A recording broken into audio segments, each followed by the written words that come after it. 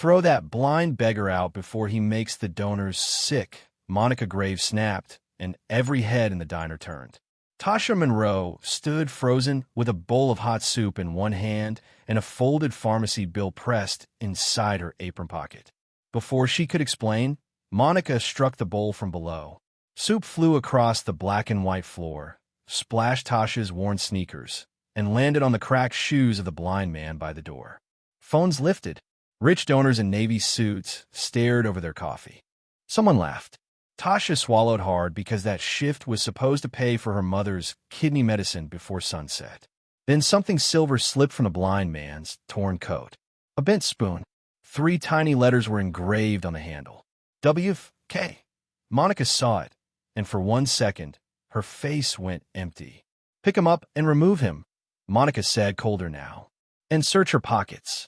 Isaiah Whitmore sat still beside the entrance, dark glasses covering his eyes, one hand resting on a wooden cane. To the room, he was just another hungry man the city had trained itself to ignore. Dust on his coat, gray in his beard, a paper cup near his foot with 2 quarters inside. But his silence had weight. It did not sound like weakness. It sounded like a door that had not opened yet. Tasha bent down with a clean napkin and started wiping soup from his shoes. Her fingers shook, but she kept her voice low. Sir, I am sorry. You still deserve to eat. A hush moved through the diner. Then Monica gave a sharp little laugh. Listen to her. A waitress with overdue rent preaching kindness to people who actually donate money. The donors smiled because Monica was the woman on the banner above the counter. Her picture hung beside the words, Feed the City. Her bracelet flashed under the warm lights. Her heels clicked like she owned every tile beneath them. Tasha's uniform was faded. One button was missing. The pharmacy bill in her pocket had her mother's name printed in red, Evelyn Monroe. Final warning. No credit after today. Tasha pressed her palm against that paper like she could keep shame from touching it. Miss Graves, please, she said. I paid for that soup for my tips. The receipt is in the register. Monica cut her off. You stole from this kitchen. The word hit harder than the soup bowl. Thief could take her job. Thief could take her last chance at medicine. Thief could follow her into every diner, every church kitchen, every place that might still hire a poor woman with a sick mother at home. Darnell saw me pay, Tasha said, turning toward the service window. Darnell Price stood half-hidden behind the dish rack, his gloves dripping water onto the floor. He opened his mouth. Monica looked at him once. Just once. His courage died before his voice did. Darnell is paid to wash plates, Monica said, not defend charity thieves. A man with a gold watch raised his phone higher. A woman whispered, This is why you cannot help some people. Isaiah's hand tightened around his cane. Talp. The cane touched the floor once. Soft. Controlled. Everyone noticed, but no one understood why. Monica stepped closer to him and bent down with a smile made for cameras. And you, she said, should be grateful I let your kind sit near my door. Tasha lifted her head. Please do not speak to him like that.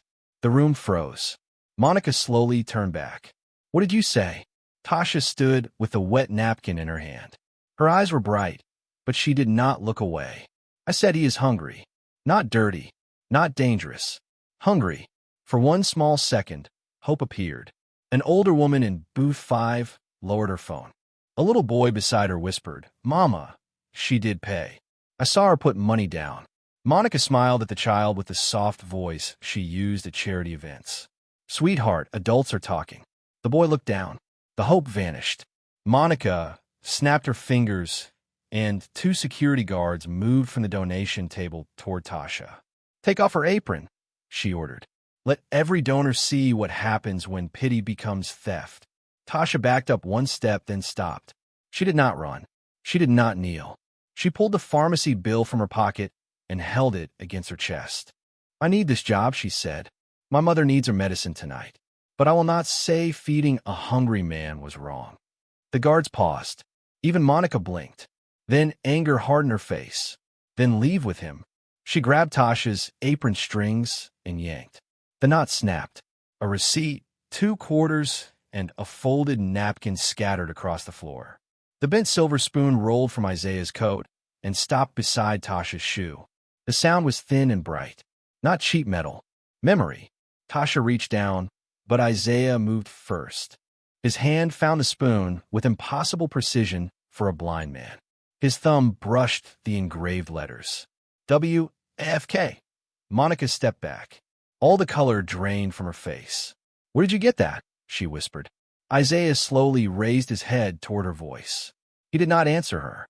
He turned toward Tasha instead. The phones kept recording. The donors stopped smiling. Tasha stood without her apron, without her job, without one brave friend in the room. Then the poor blind beggar reached out, found her trembling hand, and asked in a calm voice that made Monica stop breathing, "Tasha Monroe, will you marry me?" The question stayed in the air like a match held too close to gasoline. Tasha Monroe stood frozen with Isaiah Whitmore's hand around hers, while every phone in the diner pointed at her face. Monica Graves recovered first. "Enough," she said, but her voice cracked at the edge. "This man is confused. He does not know what he is saying." A donor laughed too loudly. Another whispered, "Is this part of the charity show?" Tasha tried to pull her hand back, not because Isaiah scared her, but because her shame was now public. Her apron was on the floor. Her pharmacy bill was visible. Her mother's name was visible. Evelyn Monroe. Final warning. No credit after today. "Sir," Tasha whispered, "please do not joke with me." Isaiah turned his covered eyes toward her voice. "I'm not joking." Monica stepped between them, so fast her bracelet struck the counter. Security removed both of them. One guard reached for Isaiah. Another reached for Tasha. She pressed the pharmacy bill against her chest. "Please, Miss Graves, just let me finish this shift. My mother needs medicine tonight." Monica smiled for the donors, but her eyes stayed cold. "Your mother is not my responsibility." Those words hit harder than the soup on the floor. Behind Monica, wealthy donors sat beneath the Feed the City banner, sipping coffee from white cups. Outside the glass window, a black luxury sedan waited at the curb with a driver in a dark suit. Inside, soup dried beside Isaiah's cracked shoes. Tasha's faded uniform hung open where her apron had been torn away. The rich were warm. The poor were being pushed out. "I paid for the soup," Tasha said. "I will not apologize for feeding him." For one small second, Darnell Price looked ready to speak. His wet gloves gripped the service window.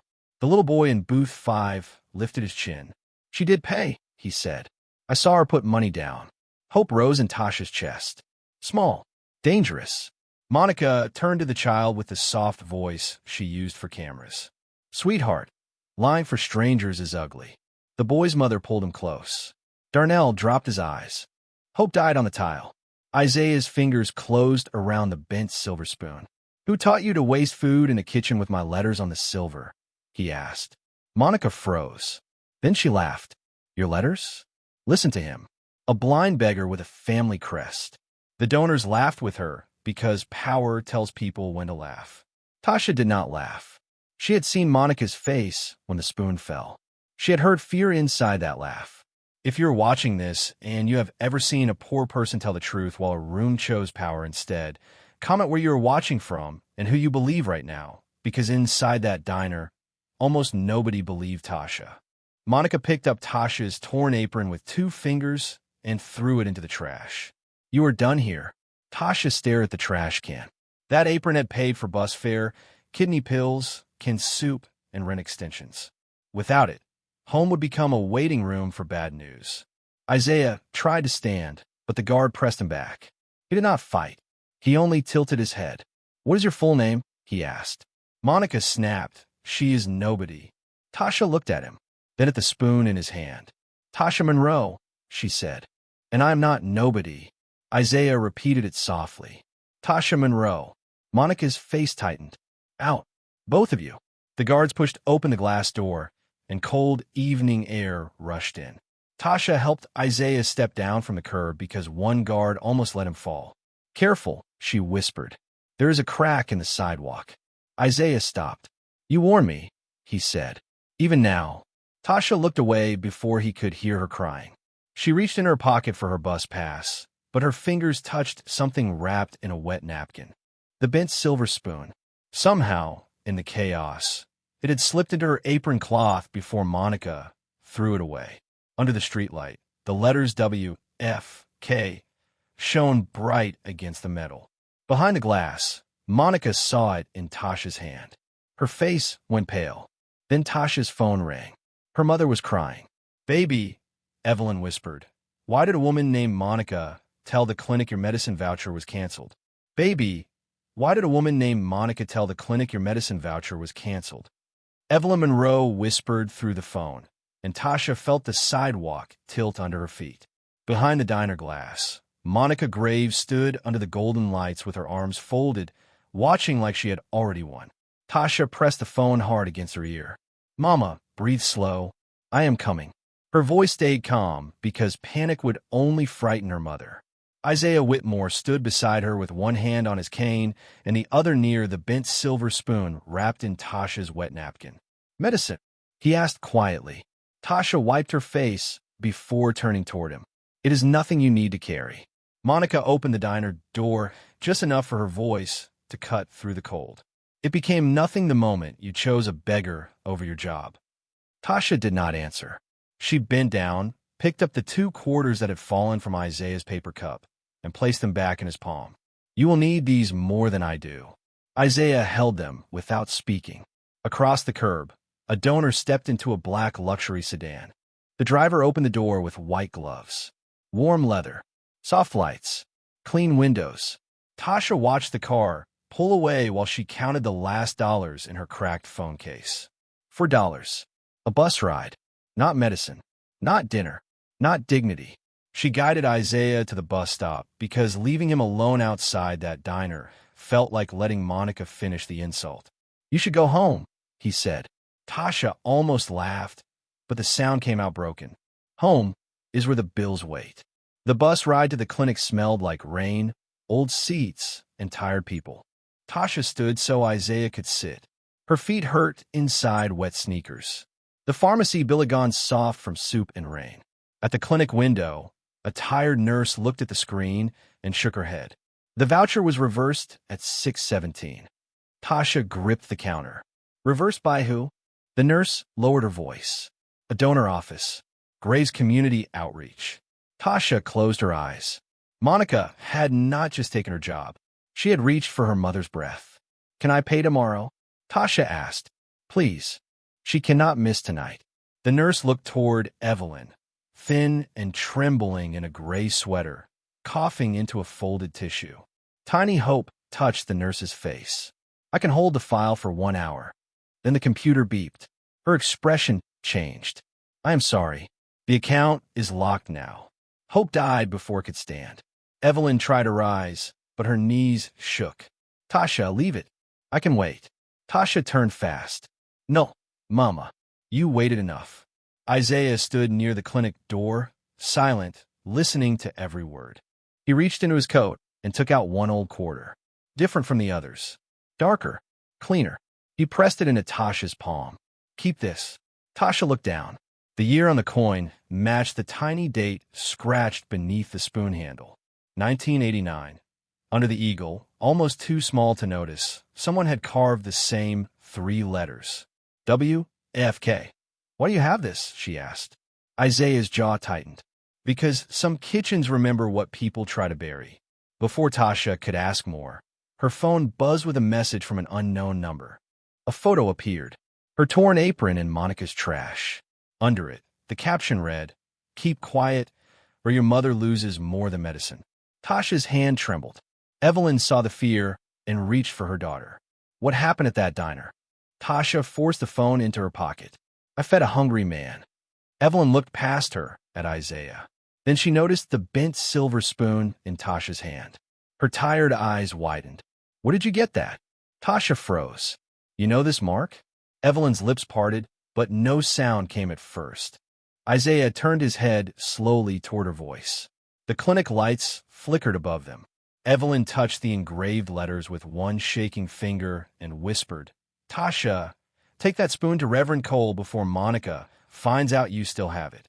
Evelyn Monroe's warning made the clinic hallway feel colder than the rain outside. "Take that spoon to Reverend Cole before Monica finds out you still have it," she whispered, and Tasha closed her fingers around the bent silver handle like it had turned dangerous in her palm.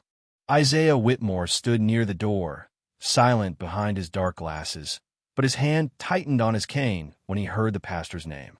"Reverend Cole?" he asked. Evelyn looked toward him for a long second, as if his voice had opened an old room in her memory. "That man knows where rich people hide poor people's truth," she said. Tasha did not understand, and that scared her more than the threat on her phone. She helped her mother back into the clinic chair, promised to return before closing, and stepped out with Isaiah into the wet evening. Downtown towers glowed above the bus line. Black cars moved past puddles without slowing. Men in tailored coats walked under covered entrances while Tasha held a cracked phone, a locked medicine account, and a spoon that made powerful people turn pale. "You do not have to come with me," she told Isaiah. "I caused enough trouble tonight." He tilted his head toward her. "Trouble was already there. You only fed it a bowl of soup." The church kitchen sat behind an old brick chapel 3 blocks from the diner. Volunteers used to serve hot meals there before donations began passing through Monica's office. Reverend Cole was locking the side door when Tasha called his name. He turned, tired and gray-bearded, then saw the spoon in her palm. His keys slipped from his hand. "Where did you get that?" he asked. Tasha's throat tightened. "That is what everyone keeps asking." Reverend Cole looked past her at Isaiah. His face changed again. Not recognition. Not exactly. More like fear, trying to become respect. "Come inside," he said. Quickly. The kitchen smelled like old coffee, bleach, and empty soup pots. On one wall hung faded photographs from charity days. Children holding bowls. Women in aprons. A younger Reverend Cole standing beside a proud black woman with kind eyes. In the corner of one photo, a boy held up a bent silver spoon like a trophy. Behind him, an old kitchen sign showed the same 3 letters. WFK. Whitmore Family Kitchen, Reverend Cole said before Tasha could ask. Isaiah did not move. Tasha looked from the photo to the spoon. Then why was Monica afraid of it? Reverend Cole rubbed both hands over his face. Because that kitchen was never hers to control. Tiny hope rose inside Tasha, but the pastor quickly shook his head. "An old spoon cannot clear your name." Isaiah spoke softly. "What can?" The question cut through the room. Reverend Cole looked at him. "Invoices. Donor records. The original trustees. The transfer after the accident." Tasha stepped closer. "What accident?" Silence fell. The refrigerator hummed. Rain tapped the small window. Reverend Cole walked to a locked file cabinet beside the pantry and opened the bottom drawer.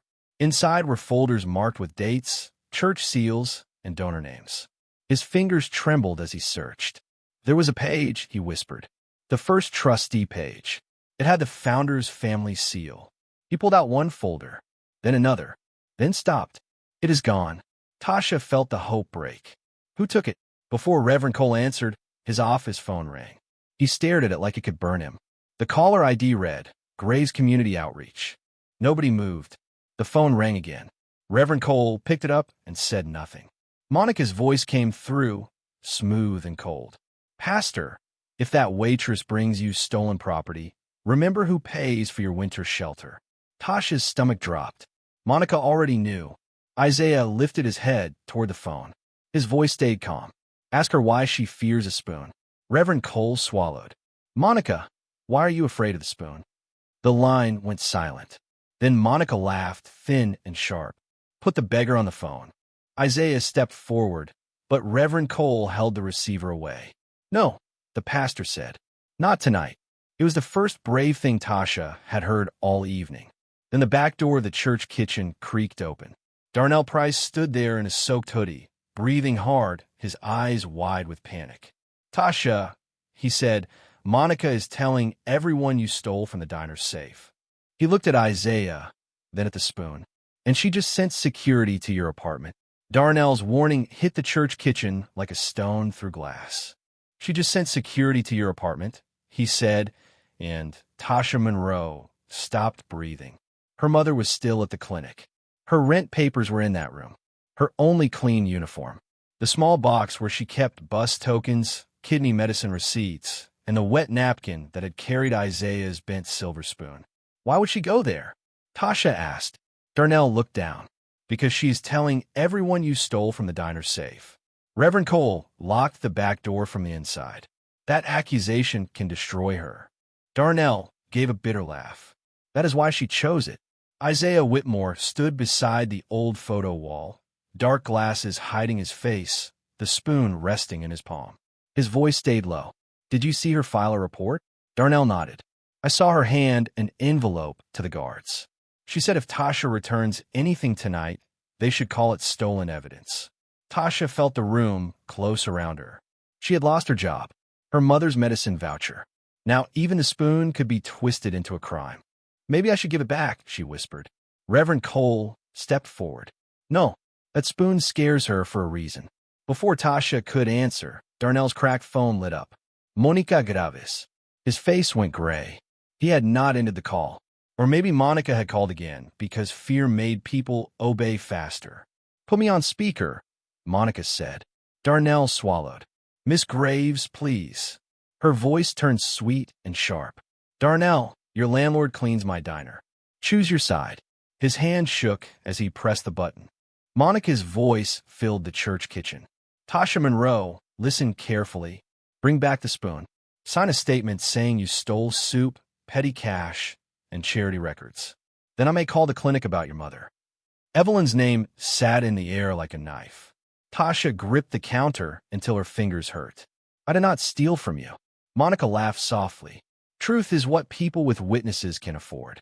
Tasha looked at Darnell. He lowered his eyes. She looked at Reverend Cole. His shame was heavy. Isaiah tapped his cane once against the floor. Ask her what time the safe was opened. Tasha lifted her chin. What time was the safe opened, Miss Graves? The line went quiet. Then Monica answered too fast. After closing, Isaiah turned his head. Then why accuse a woman you threw out before closing? No one breathed. Darnell's eyes widened. Tiny hope flickered. Even Reverend Cole looked at the phone as if a wall had cracked. Monica recovered quickly.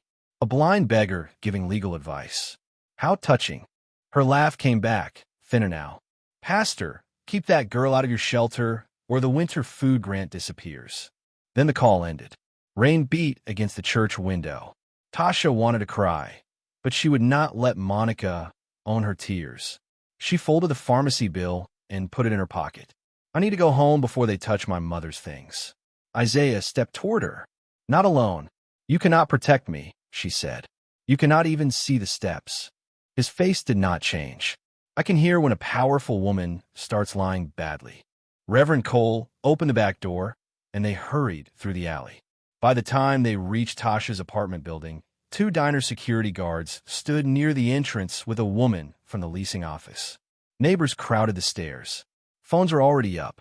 That is her, one woman whispered. The waitress from the video. The leasing officer held up a paper. Tasha Monroe, we received a complaint that stolen property is hidden in your unit. Tasha stood straight, though her wet sneakers trembled on the concrete. You have no right to search my home. One guard smiled and pushed a paper toward her. Statement of voluntary return. Confession of misuse of charity property. Tasha read the first line and felt sick. If she signed, Monica could bury her. If she refused, the clinic might refuse Evelyn. Her dignity and her mother's medicine stood on opposite sides of the same page.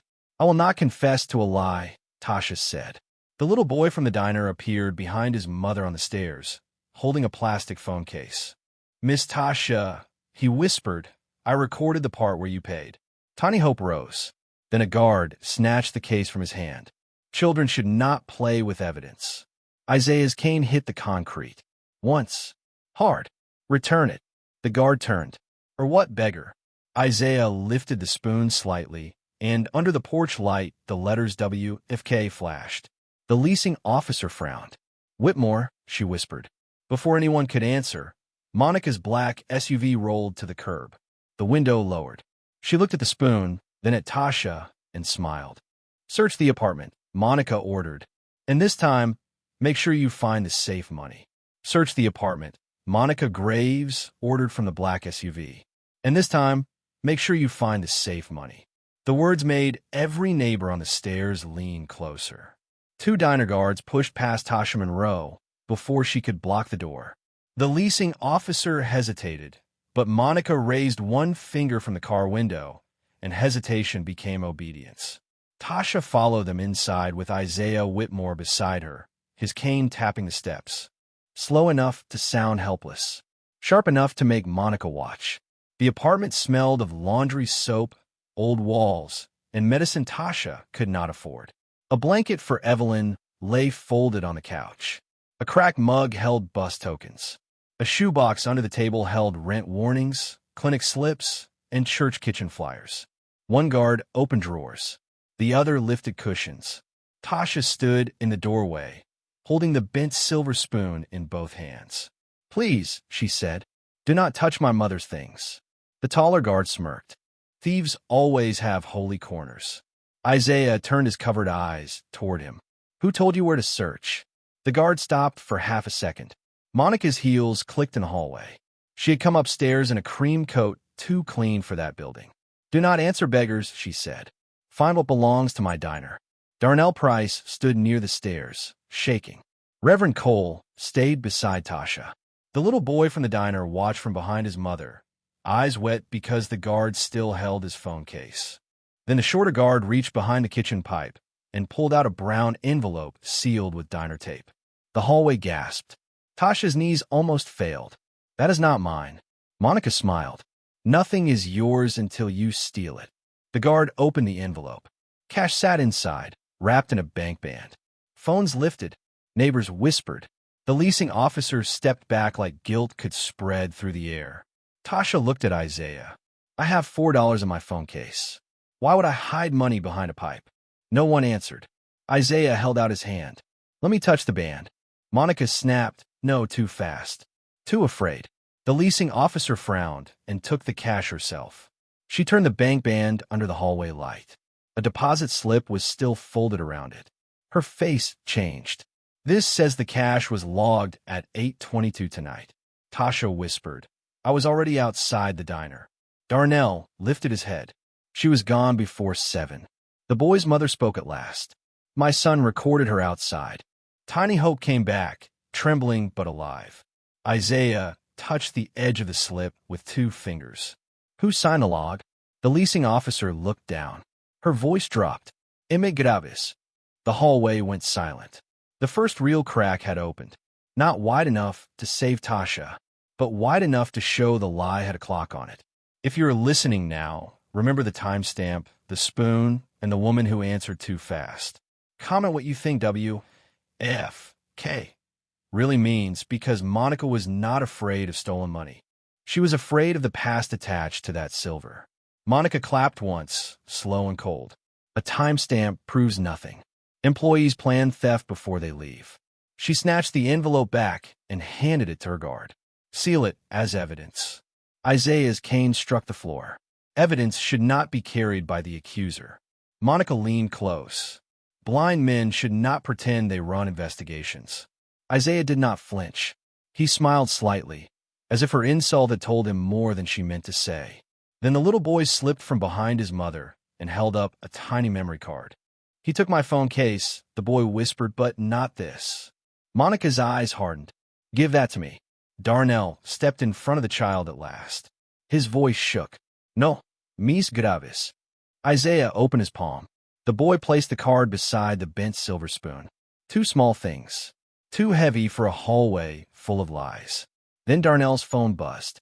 One restored camera file had appeared from the diner office system. The preview showed Monica at the safe at 8:22, holding Tasha's torn apron.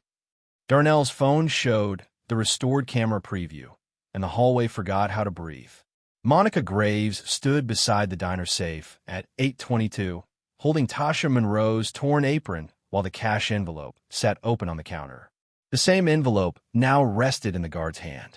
Tasha stared at the screen, but she did not smile. Shame had taught her not to trust hope too quickly. Monica stepped out of her black SUV and climbed the stairs in her cream coat, calm enough to scare people. "A blurry picture proves nothing," she said. "Give me that phone." Darnell pulled it against his chest. "No, mis graves." His voice shook but he stayed in place. The taller guard moved toward him. Isaiah Whitmore lifted his cane across the narrow hallway. Not high, not wild, just enough to stop the man before he reached Darnell. Nobody touches the boy. Nobody touches the phone. Nobody touches her home again. The guard laughed. You're giving orders now, old man. Isaiah turned his covered eyes toward him. I am asking you to be wise before witnesses. The word witnesses changed the air. Neighbors looked at their own raised phones. The leasing officer looked at the cash envelope. Even Monica glanced toward the cameras, now facing her. For the first time that night, power hesitated. Tasha saw it. One small rescue. Not freedom. Not justice. Just one breath where nobody crushed her. Then a camera flash burst near Isaiah's face. He flinched hard. His hand moved to his eyes, and his cane scraped the wall. Tasha moved before anyone else. She stepped between him and the phones, shielding his face with her body. Stop filming him, she said. Soft but sharp. He is in pain. Monica scoffed. Now she protects her partner in theft. Tasha ignored her. She guided Isaiah to the small bench beside the laundry room, took a clean cloth from her old tote bag, and pressed it gently into his hand. Breathe slow, she whispered. The light is gone now. Isaiah's fingers closed around the cloth. You protect people who cannot protect you back. Tasha looked down at her wet sneakers. Somebody should. The words made him go still. They were not loud. They sounded old, like a sentence he had heard in another kitchen, from another woman, before the world became cruel. Who taught you that? He asked. Tasha hesitated. Trust had become expensive. My mother, she said. She always said no hungry person should leave empty-handed. Isaiah's jaw tightened. The bent silver spoon lay in his palm, its W.F.K. letters catching the porch light. His thumb moved across the engraving like he was touching a wound. Monica saw it and stepped closer. Sweet speech, she said, but the clinic will not accept speeches for medicine. Tasha's face changed. The reminder hit exactly where Monica wanted. Isaiah heard the shift in her breathing. What clinic? He asked. No, Tasha said quickly. You are not paying for my mother. He turned toward her. I did not offer. You were going to. I was going to ask what she needs. Tasha swallowed. Asking is how rich people begin buying poor people. A murmur moved through the hallway. Monica smiled, pleased by the crack between them. But Isaiah did not get angry. He only nodded once. Then I will not buy anything. I will keep the evidence safe. You will decide what help means. That answer silenced Tasha more than money would have. Reverend Cole took the memory card from Darnell and sealed it inside a church offering envelope. The little boy watched with wet eyes. Will Miss Tasha go to jail? He asked. Tasha bent to his height, though her legs were trembling. Not for telling the truth. Monica laughed. Children love fairy tales. Isaiah stood again, slower now, holding the spoon and the sealed envelope. Pastor, he said, calm Marcus Bell. Reverend Cole's eyes widened. That name has not crossed this kitchen in years. Monica's face tightened before she could hide it. Marcus Bell is retired. Isaiah's voice dropped. Truth does not retire. For 1 second, Tasha saw something behind the torn coat. Not rescue. Not romance. Authority. Quiet. Buried. Dangerous. Then her cracked phone rang. Evelyn Monroe's name lit the screen. Tasha answered fast. Mama. Evelyn was breathing hard.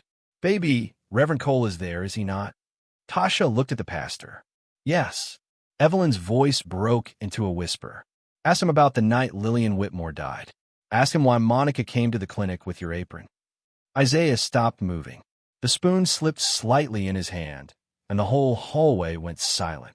The name Lillian Whitmore made Isaiah stop like the hallway had disappeared beneath him. The bent silver spoon shifted in his palm, and the letters W. F. K. caught the porch light. Tasha Monroe held the phone closer. Mama, what did you just say? Evelyn's breathing trembled through the speaker. Ask Reverend Cole about the night Lillian Whitmore died. Ask him why Monica came to the clinic with your apron. Reverend Cole closed his eyes. Monica Graves stood 3 steps away in her cream coat, but for the first time, her confidence looked too tight on her face. Isaiah turned his covered eyes toward the phone. Do not say Lillian's name unless you know what it costs, he said. Evelyn whispered back. I paid that cost for years. The neighbors went quiet. Even the phones lowered a little. Tasha looked from Isaiah to Reverend Cole. Who was Lillian? The pastor did not answer fast enough. That silence hurt like another accusation. Finally, he spoke. Lillian Whitmore built the first kitchen before the foundation, before the donors, before the speeches. She fed people from the back door when wealthy men said charity had to look clean. Isaiah's cane tapped once, not from anger, from pain. Tasha saw his fingers tighten around the spoon. Monica laughed too quickly. A dead woman and an old spoon. That is your defense. Tasha turned to her. Then why are you shaking? The words landed hard. Monica's smile vanished. Reverend Cole looked toward the stairs, then lowered his voice. The night Lillian died, she was supposed to sign papers protecting the kitchen from private control. She never signed them. Isaiah stepped forward.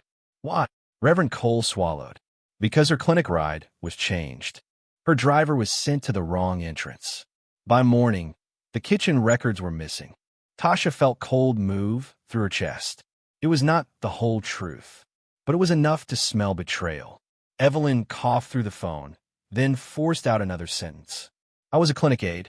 I saw Monica come in with a blue-trim kitchen apron. Soup on the front, bleach on the strings. She said a poor worker left the floor wet and caused Lillian to fall. Monica snapped. Sick women remember what guilt invents. Evelyn's voice broke, but did not bend. No, I remember your perfume. Gardenia. Too sweet for a room where people were grieving. A murmur moved through the hallway. Tiny hope rose. Not enough to save Tasha. Enough to make Monica dangerous. Reverend Cole pulled an old envelope from inside his coat. Marcus Bell sent this before he retired. I was too afraid to open it. Isaiah's voice turned sharp. Open it now. The pastor tore the seal with shaking hands. Inside was a faded copy of a kitchen trustee sheet. One corner was torn away. Lillian Whitmore's name was there. Reverend Cole's name was there. A blank space waited where the final witness signature should have been. Beside the paper was a small photograph. Lillian stood in the old church kitchen holding a bent silver spoon. A younger Monica stood near the pantry door. On the table beside them lay a blue-trim apron, almost identical to Tasha's. Tasha could barely breathe. Why will my apron matter?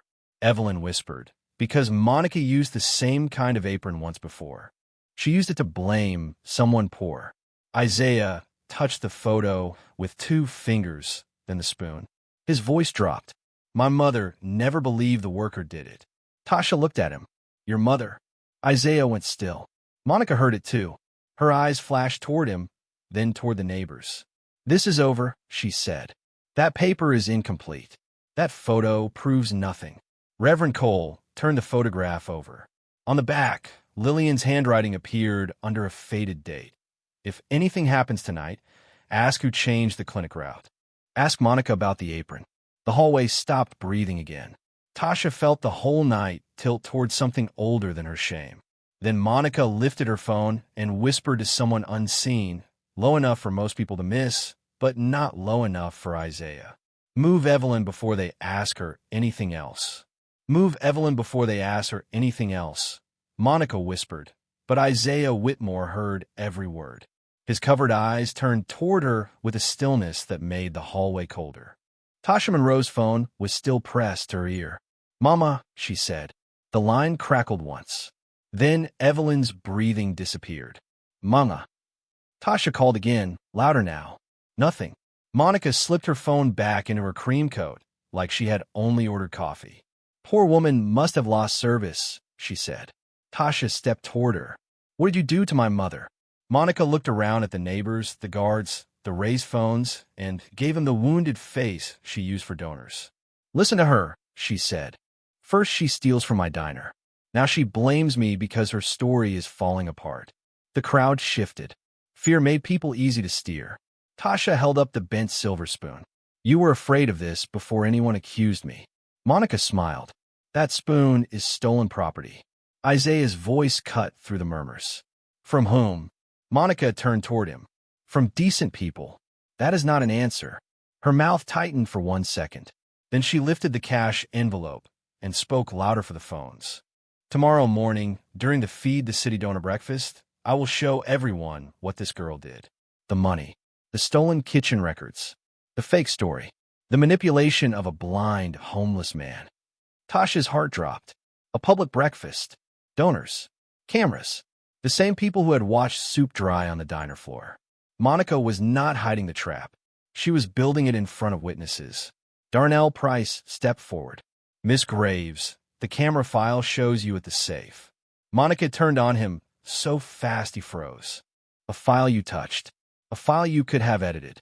Remember that before you call yourself honest. Darnell lowered his eyes. Tiny hope bent under fear. Reverend Cole held the sealed memory card close. This goes to Marcus Bell. Monica laughed. Give it to him. Then I will tell every donor you used church property to protect a thief. She looked at the leasing officer.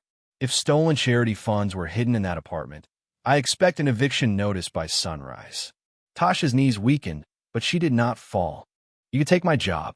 You can scare my landlord. But you will not make me confess to a lie. Monica stepped closer. Then say goodbye to your mother's medicine. That sentence nearly broke her. Isaiah placed his cane between Tasha and Monica. A small barrier. A quiet line. Enough. Monica looked at him with disgust. You are the easiest part of this. One guard pulled a folded paper from his jacket and placed it on the stair rail. Statement of harassment and manipulation. It claimed Tasha had used Isaiah, stolen food in his name, and pressured him to lie. Tasha stared at it, horrified. No. Monica placed a pen beside Isaiah's hand. Sign it, and I may let the clinic restore Evelyn's medicine tonight. The hallway went silent. Tasha turned to him. Please do not lie for me. Her voice shook, but her dignity stood taller than her fear. I will not let you trade your name for my pain. Isaiah lowered his head toward the paper. Read me the first line. Monica smiled. It says she deceived you. Read it, he said again. The little boy from the diner whispered. It says Miss Tasha tricked you. Isaiah nodded slowly. Then give me the pen. Tasha's face crumpled. Sir, please. He answered softly. Trust the part of me that is still listening. Monica pushed the pen into his hand. He signed with slow, careful strokes. The guard smiled. The neighbors murmured. Monica snatched the paper back, eager to see his mark. Then her smile faltered. Not enough for everyone to notice. Enough for Tasha. Isaiah had not signed Blind Beggar. He had not signed John Doe. He had signed a name Monica recognized. She folded the paper fast and hid it against her chest. Tomorrow, she said, voice tight now, the whole city will see what kind of woman you are, Tasha Monroe. Her SUV door opened behind her. At the same moment, Darnell's phone buzzed. A message from an unknown number appeared with only 4 words. Marcus Bell is coming. Then headlights swept across the street, and a black town car stopped at the curb outside Tasha's building. The black town car stopped at the curb, and Monica Graves stared at it like a door had opened in the wrong part of her plan. A tall black man in a dark overcoat stepped out with a leather document case in one hand and rein on his shoulders. Reverend Cole whispered, Marcus Bell. Tasha Monroe did not know the name, but she saw what it did to the hallway. Darnell Price stood straighter. Monica's guards stopped smiling. Isaiah Whitmore stayed still, yet the air around him changed. Marcus looked at the bent silver spoon in Isaiah's hand, then at Tasha's faded uniform, then at the folded statement Monica was hiding against her chest. I was told a blind, homeless man signed a legal document tonight, Marcus said. Monica lifted her chin. He signed willingly. Marcus held out his hand. Then you will have no problem producing it at the donor breakfast. Monica smiled, but her lips were tight. Gladly. The city deserves to see the truth. Isaiah turned his covered eyes toward Tasha, then let the city watch carefully. By morning, the same diner had become a stage. White tablecloths covered the tables where people had laughed at Tasha. Silver coffee earned shine beneath warm lights. A banner stretched across the wall. Feed the City Donor Breakfast. Wealthy guests walked in with polished shoes and soft coats. Local cameras waited near the counter. Monica moved through the room in a red suit, touching donors' hands like a queen blessing her court. Tasha stood near the back door because Monica had ordered her there like a warning. Stand where they can see what pity creates, Monica whispered. Tasha lifted her chin, but her hands trembled around her cracked phone. Evelyn's clinic line had gone silent all night. No answer, no update, no medicine. Isaiah sat at a small table near the wall, still in his torn coat and dark glasses. The bent silver spoon lay beneath his palm. Marcus Bell sat beside him with the sealed church envelope. Reverend Cole stood near the kitchen entrance. Darnell hovered by the service window. The little boy from the diner sat with his mother near the back, one hand closed around his chair like courage might run away. Monica tapped the microphone. Yesterday, my diner was targeted by a dishonest employee who stole from a charity kitchen and used a vulnerable blind man to hide behind false kindness. Phones lifted. Donors whispered. Tasha felt every lens like a finger on her face. Monica held up the cash envelope. This money was found in her apartment. Tasha whispered. That was planted. Monica turned. Speak when honest people ask you to.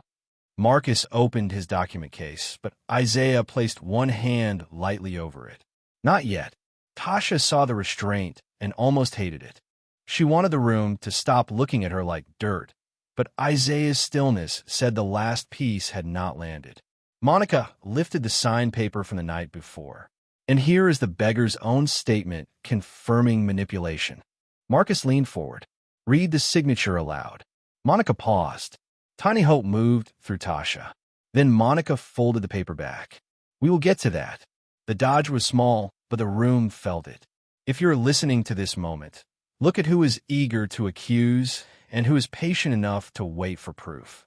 Comment who deserves justice here, because in that diner, one woman had money, a microphone, and a crowd, while Tasha had only the truth and a shaking voice. Monica sensed the shift and attacked fast. Bring the waitress forward. A guard reached for Tasha's arm. Isaiah stood. The room went silent. She walks by herself. His voice was calm, but it carried farther than the microphone. Tasha stepped forward alone. Not cleared, not safe. Still poor, still accused, but standing. Monica pointed to the screen behind the counter. Play the file she claims proves innocence. Darnell connected the restored camera preview with shaking hands. The screen flickered blue. Monica smiled at the crowd. Certain fear had done its work.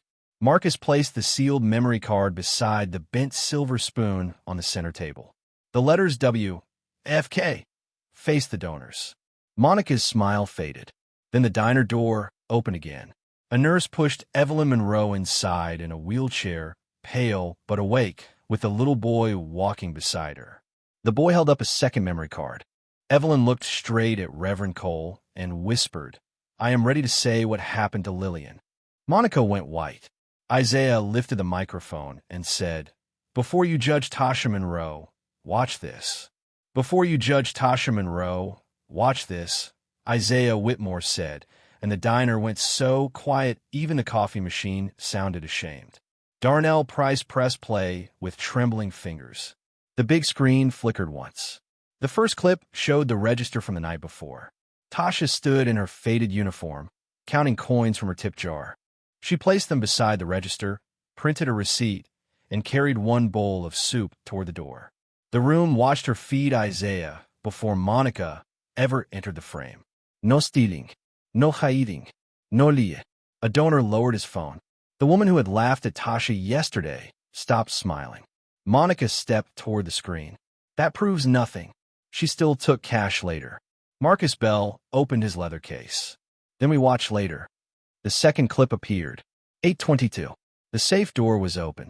Monica stood in the office with Tasha's torn apron in one hand and the cash envelope in the other. She wrapped the apron around the money, sealed the envelope with diner tape, and handed it to the same guard who had found it behind Tasha's kitchen pipe. The diner went dead silent. Tasha's lips parted, but she did not speak. Her knees shook, not from guilt, from the shock of being believed by a room that had chosen to shame her. Monica snapped. That video was edited. The little boy stood from the back table, still holding the second memory card. Mine was not, he said. His voice was small, but it cut through the room. Marcus connected the card. The screen showed Monica outside Tasha's apartment, telling the guard, "Make sure you find the safe money." It also showed the guard taking the boy's phone case. His mother covered her mouth. Reverend Cole bowed his head. Darnell whispered, "I should have spoken sooner." Tasha looked at him softly. "You are speaking now." Isaiah placed the bent silver spoon on the center table. The letters W, F, K faced the crowd. "This spoon did not belong to your diner, Monica." Monica's face hardened. "You have no right to question ownership." Isaiah slowly removed his dark glasses. His eyes were clouded, wounded but steady.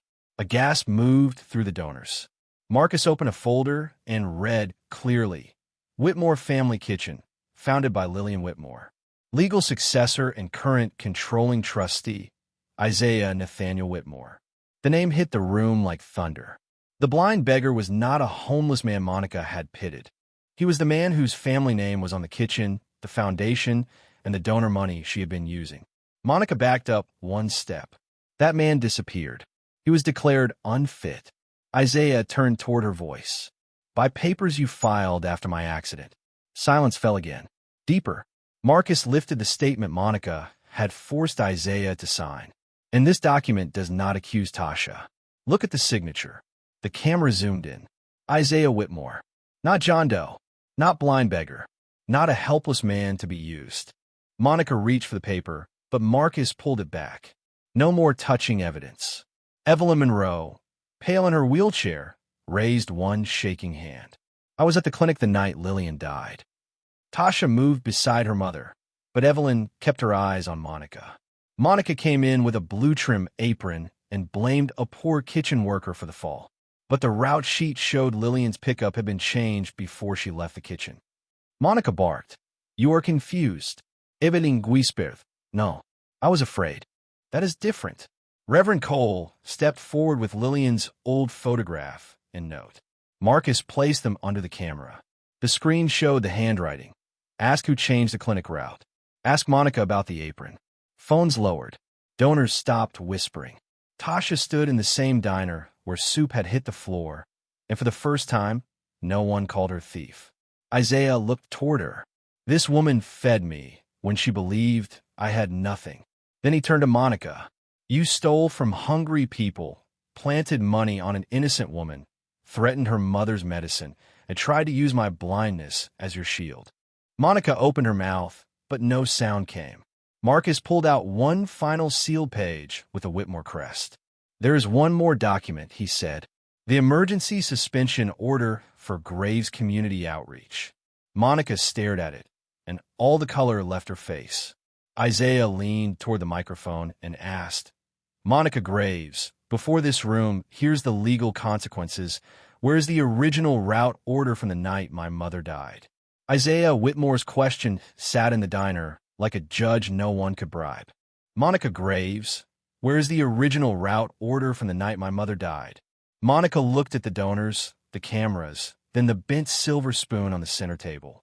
For the first time, the microphone in her hand looked heavier than power. "I do not know," she said. Marcus Bell opened the final sealed page with the Whitmore crest, then let the record answer. He placed the document under the camera. The screen showed the route order from the night Lillian Whitmore died.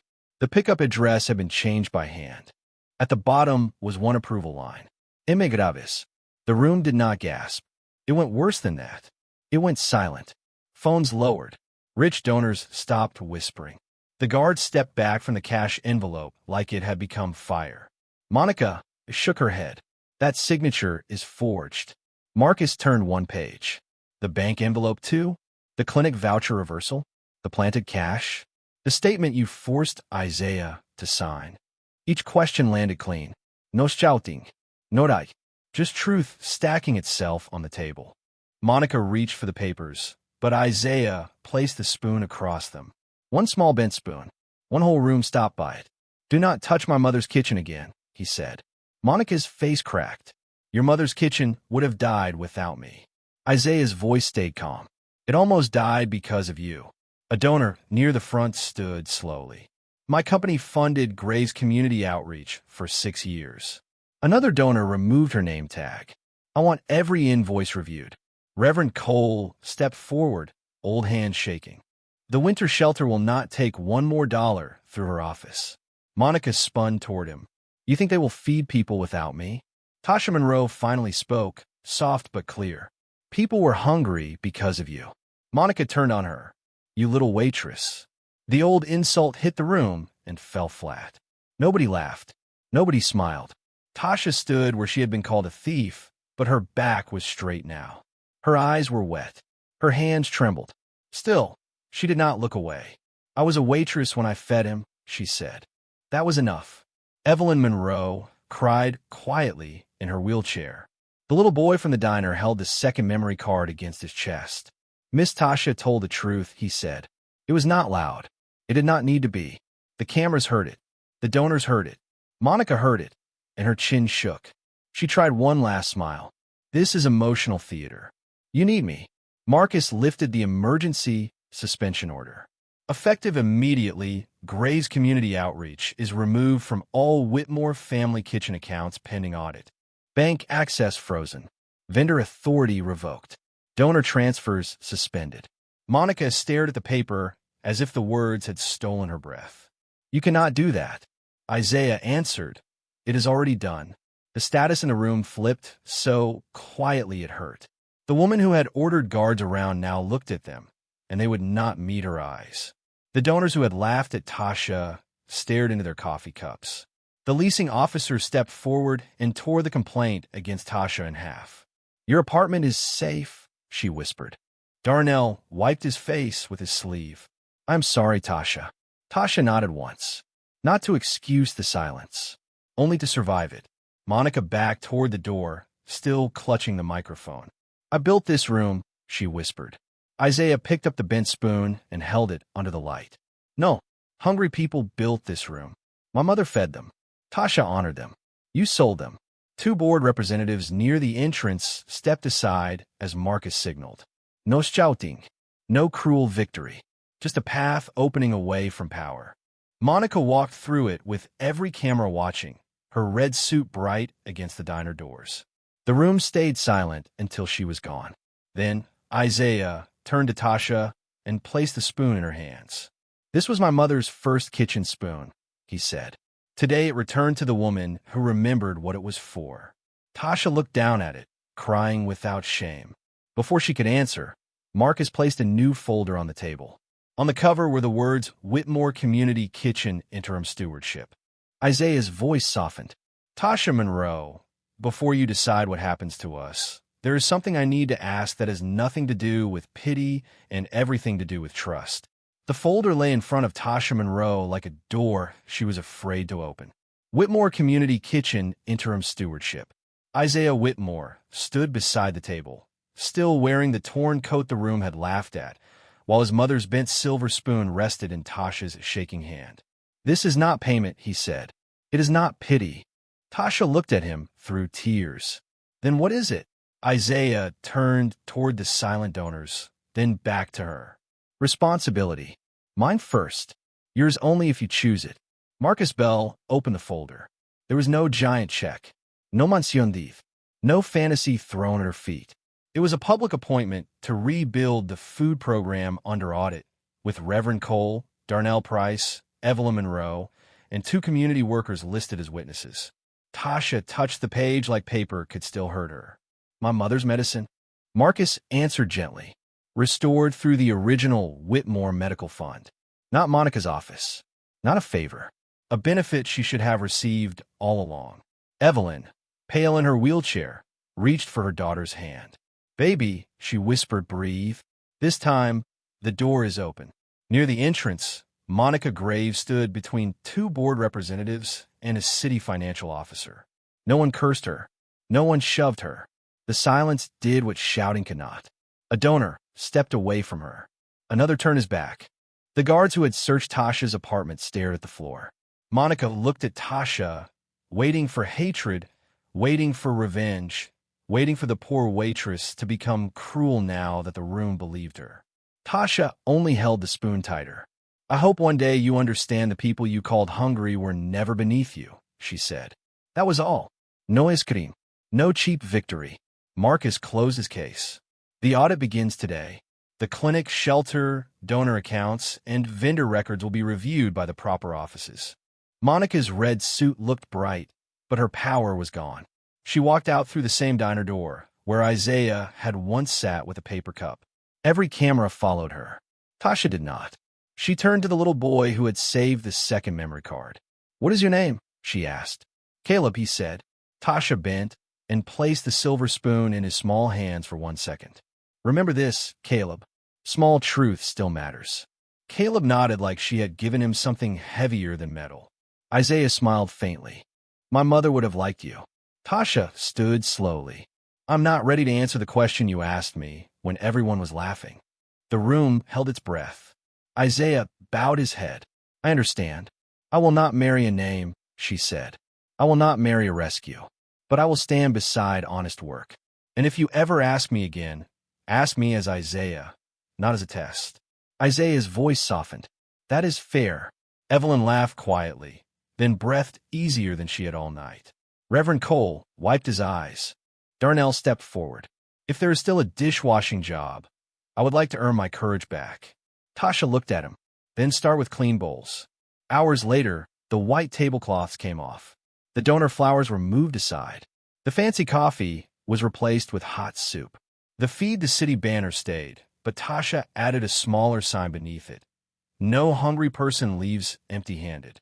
The bent silver spoon was placed in a simple frame beside the register, not as a rich family relic, as a warning, as a promise. Outside, the same sidewalk where Tasha had been thrown out was lined with people waiting to eat. She stood behind the counter with Evelyn resting nearby, Isaiah listening by the door, Caleb carrying napkins, and Darnell washing bowls in the back. The woman who had been called a thief lifted the first bowl and placed it before an old man with tired eyes. No one laughed. No one filmed her shame. She was still Tasha Monroe, still gentle, still wounded. But now the room made space for her dignity. Never look down on the poor. Never judge a soul by torn clothes. Truth may be delayed, but it will rise. Those who plant cruelty will face what they have grown. And real kindness may be stepped on, mocked, and humiliated, but it never loses its value.